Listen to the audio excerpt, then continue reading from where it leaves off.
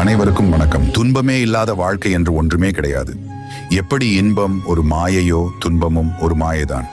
ஆக இவ்விரண்டையும் தாங்கக்கூடிய மனோபக்குவத்தை ஒரு மனிதன் வளர்த்து கொள்ள வேண்டும்.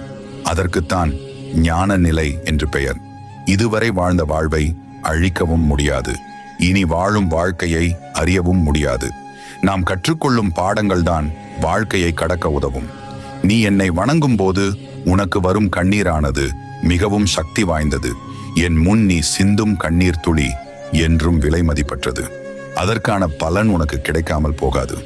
என் பாதம் உன்னுடைய இல்லத்தில் ஒரு குழந்தை ரூபத்தில் படப்போகிறது. உன் கவலை தீர்க்க குகனாக நான் வருவேன். தாழ்வு மனப்பான்மையை தூக்கி எறிந்துவிட்டு தன்னம்பிக்கையோடு இரு. கொடுப்பவன் உன் அப்பன் என்பதை உணர்ந்து கொண்டால் கிடைப்பது எதுவும் தாழ்வாக தெரியாது. உன்னை வெறுத்தவர்கள் முன் வாழ்ந்து காட்டுவாய். கவலைப்படாதே. என்னை